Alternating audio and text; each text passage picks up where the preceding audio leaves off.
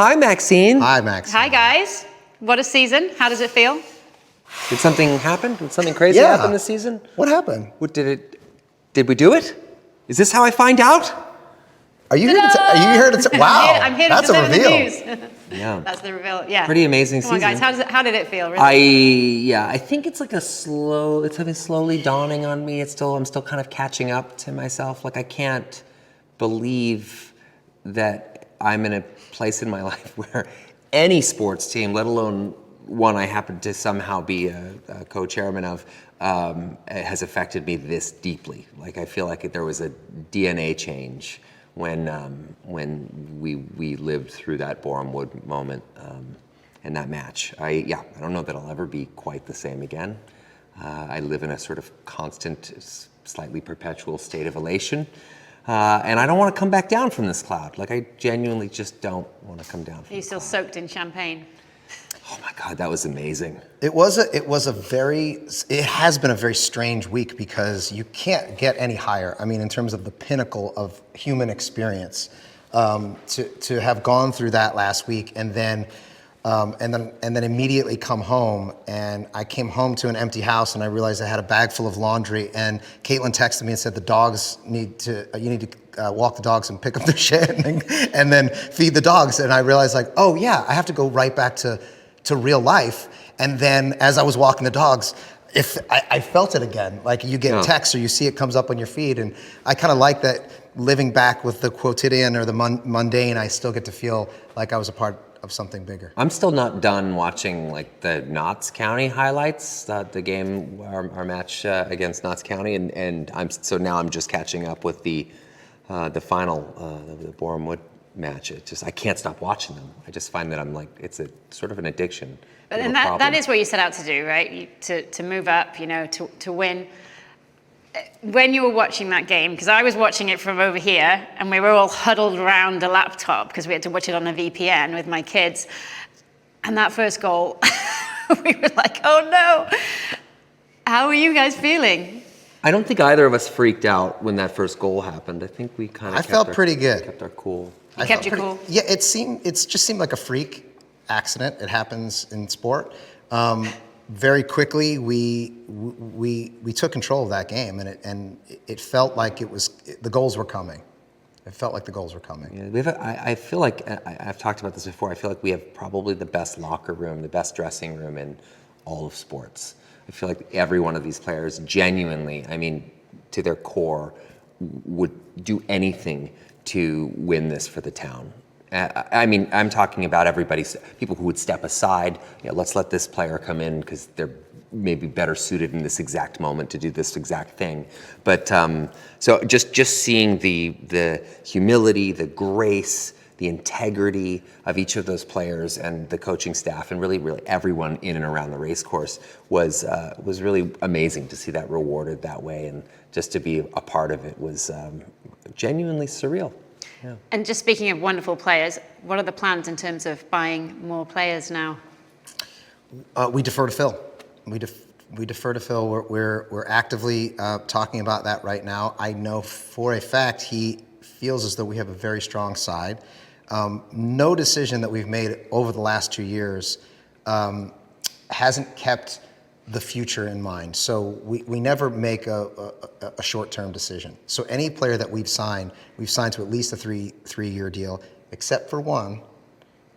I think his last name is Foster, young kid. Foster, yeah. He's a fresh face, really young lad. Rosy-cheeked, mercenary sensibility.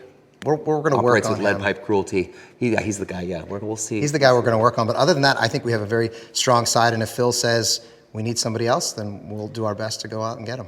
I always find that that's the hardest part, and I think Rob agrees, is that, we've never been in this position with any sports club on earth. So the way the paradigm is kind of set up between sports ownership and the club and all those things, but I am so emotionally connected to every single one of these players, and I realize that this isn't a sport for the soft-hearted, but it is to experience that moment and to bring that trophy home to Wrexham was probably at least top one experiences of my life. And I am aware that I have children, okay? Speaking of fresh faces, there's a tweet that everybody's been rather excited about with a certain Gareth Bale. Is there any seriousness to this? Are you guys actually trying to convince Gareth Bale to come and play? Well, I think there's seriousness from our side, but I don't know that there's seriousness from his. No, I think he's weirdly he's also. happy. I'm also happy for him to do exactly what he wants to do with his life. He's given up so much for a sport that he loves, and no, but it's fun though. I don't know. I like that we can kind of do some stuff that's a little, I don't know, outside the box of convention when it comes to goofing around on. Stranger things have happened, right? Yeah, strangely, I didn't think Ben Foster would be coming over, and he did, and that was pretty, pretty damn exciting for us. So. Any other big changes on the cards for the club for next season It's always that you evolving. can reveal at this point? I mean, everything's always evolving. I mean, at the end of the day, I know that you can count on us to do whatever is in the best interest for the club. I mean, and the community certainly, but and often too those are the same. So yeah. You got any surprises? Something you want to surprise me with? We're going to start building the stadium. Well, that's true. So that's not necessarily new, but the construction will be new. Yeah. The new floodlights just went up, which is exciting, and then we're awaiting Phil's decisions. Yeah. Let's just talk about money, because obviously with football there's always that risk of losing money, and there has been some talk of some lost money here and there. Is that something that concerns you now as you're kind of progressing and putting more into the club, making these changes, improvements? I don't think we're necessarily concerned with losing money as much as we're concerned with making the club sustainable. That was always our intent. And it's interesting to see a lot of the media and press that's come out over our annual report from this past year, because it's not taking into account so many different things.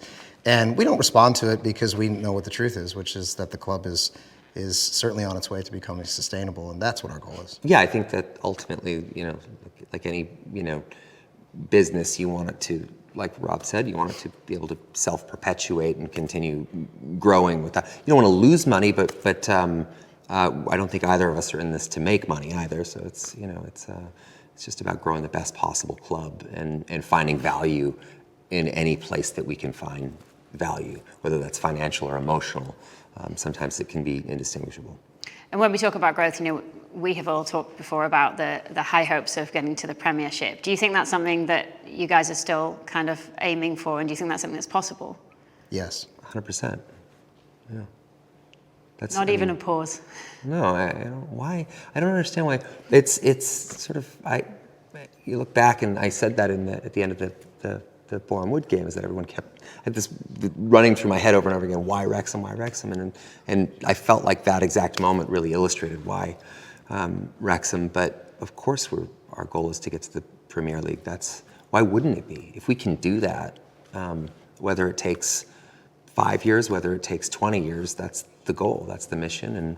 And the only thing about that to me is challenging is that we would have to retrofit our stadium to accomplish that goal, at least accommodate that goal. But that you can file that under enormously good problems to have. So. Yeah, and if we've learned anything about the town, about the community, is that they've been defying expectations for centuries, certainly in the last century, and they have achieved things beyond anybody's expectations. So for us to dream as a part of this community, why not dream big? And you guys have been spending a lot of time in Wales in the last few months. I keep seeing you pop up. You've been there way more than I have, so I'm a little bit jealous. Is it kind of like a second home now? How do you feel about North Wales? This will be my 8th trip this season, coming up this week. That's a lot of times, but not as many times as I'd like it to be. I love it over there. Yeah, it's weird. It feels like a huge piece of my heart exists in Wrexham now, and it's like I think about it almost in a romantic way. I love the city. I love everything about it. I love the story. I love the trajectory that we're on. I think it's like one of the most beautiful stories in not just sports, but in community building.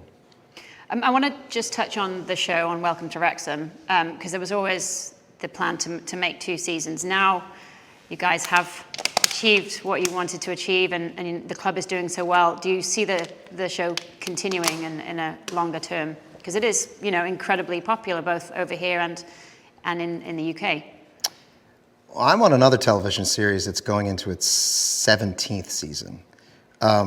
And the reason that we're able to continue to do that is because we still love it, we still have fun. There's a studio that wants to make it, and there's an audience that wants to watch it. From our perspective, I think we look at this as a march towards the Premier League. None of us believes that that's going to be easy or that it's going to be happening anytime in the next few years. Clearly, we have to go at least 4 steps to get there. But if we can achieve that and we can make the stories continue to be compelling all the way through, and we focus on what we've been focusing on from the very beginning, which is not actually the club itself or the team itself and not the 2 of us, but the community, and watching as the community continues to thrive, then yes, I believe we can continue to make the show. And one thing the show has done is obviously raise the profile of Wrexham and Wales over here in the US. It's completely changed things, actually, particularly for me and my family. You guys are bringing the team over here this summer. Is that part of the kind of bigger plan to continue to raise the profile of the team here in the US and also kind of push the sport of football and hopefully attract some big sponsors too? I think one of the earliest parts of the mission statement that people were zeroing in was making Wrexham a global force, and while that work in that particular category is not yet done, we're certainly well on the way. I mean, just the fact that when I walk my kids to school, I genuinely have 10 to maybe 15 people say, "Go Wrexham," sometimes quietly, sometimes very exuberantly, and I've never quite seen anything like that. That something that has permeated the zeitgeist that deeply and that quickly is amazing. So yeah, if we can continue to grow the Wrexham's footprint at home in Wrexham and abroad all over the world, I mean, it's what an amazing story. What an incredible privilege to be a part of that story. Rob and I talk about it all the time. How do we continue to build every aspect of this? And it's just been utterly remarkable. And at home in Wrexham, one of the things we do talk about often, and I think particularly the Welsh media talk about, is what this has done for the town of Wrexham, for the community. Even the local businesses, everybody's been benefiting. What are your kind of feelings about how you want to see Wrexham flourish and develop over the coming months and years now? That was always a part of the mission statement, was that everything that we did and every decision we made would put the community first and football second, and then us third, and whatever our interests may be. But because our interests are so intertwined in those first 2, we try to make every decision based on that. But I think because of that, any version of us dictating where the town is headed is actually counter to what our mission is. We need to ask the community, and we continue to do that, and we try to do that on a pretty consistent basis. Where do you want to go, and how can we help you get there? Was it your idea to do the open-top bus tour? No, that was honestly it was from Sean and Humphrey, but that was based on footage that I had seen from, I think, 1978. I saw that footage of the old Wrexham bus. Yes. Like, it's now just in this absolute state. Yes, but, so yeah. like they did a parade like this in '78 when they got promoted, I think, up into league. It was called something else at the time, but it might have been the second league. And we thought, wow, let's see if we can recreate that. Spirit of '78. Yeah. Living well. And it's super exciting for the community. I think everybody's looking forward to that bus tour and celebrating together. Are you guys allowed to say if you're going to be there? Because this will go out right before. Would not miss it. Couldn't miss it for the world. And it is a story of a community, isn't it? It is a story of the people of Wrexham. What is your message to them now at the end of this season, having done what you guys have done, what everybody's done together? What's the message? Thank you. Yeah, I was just going to say the exact same thing. Thank you. Yeah, I mean, there's been so many. When we walk around the stadium, there are so many people that thank us for this, and I always say the same thing. I just want to thank them because it's been one of the greatest experiences that I've ever had in my entire life, and to be known and associated with Wrexham. Like I mentioned earlier, just like walking my kids to school, and people say, I am so proud of that. I'm so proud to talk about Wrexham with my kids. I talk about it with my daughters on the way, and they're so immensely proud of that association, but just how much Wrexham AFC women's victory meant to my girls was everything. Like, to me, that's just been kind of the icing on an already pretty damn amazing cake. I want to pick up on that actually, just because obviously we can't forget that the women's team have done incredibly well too. What are the big plans now for them in terms of making their lives better and pushing their football? I mean, yeah, to continue growing the club. I mean, you know, it's the club has these, you know, two enormously valuable and wildly interesting branches. I mean, obviously the men's team and the women's team, and it's just to continue. I mean, the fact they're doing the work though. They've been promoted. They've won the league. They are astonishingly good. And also, I think one thing that we're really proud of is that they played in front of 9,000 plus fans, and there was nothing about that match that wasn't supremely entertaining. And I think that's the goal, is to have that be a sustainable model where the women's club is playing in front of wildly large audiences in the future as well. So you can make the argument that what the women were able to achieve this year is more impressive than what the men were able to achieve. They have full-time jobs. So these women are out there engaged either in school or in a full-time job, some with families, who then play the football as a hobby. And they went out there and they, like true professionals, they dominated the league. And so the investment that we've put in thus far was just taking care of the basic necessities. So the fact that next year we can elevate them to semi-professional and we can continue to invest in as they move up the leagues is something that's really the goal being that their full-time focus and full-time job is in fact just the club.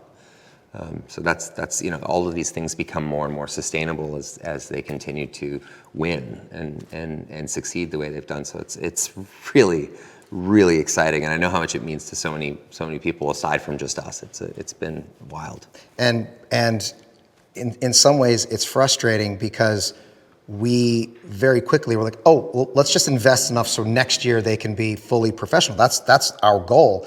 And it's only when you're talking to the people on the ground you realize, wait, you have to build a basic infrastructure for success, because if you don't build that, then it is unsustainable within one season. And if they wind up back down, which has happened many, many times before, if you're not ready for that moment, then you're not building a sustainable model. So for as much as we want to just jump right into, we're already far exceeding what the expectation is.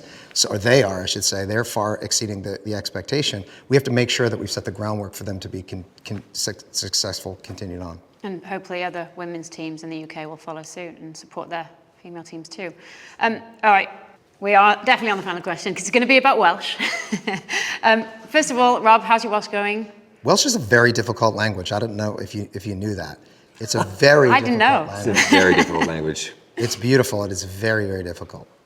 And Ryan, you've been doing a little better recently too. A little bit better. I'm catching up to this guy here. Yeah, He's are you still doing your lessons? He's an overachiever. I've checked in with Gwynedd a little bit. We need to do a little bit more, I think. Yes, please. Let's do a message in Welsh for the Welsh fans. Okay.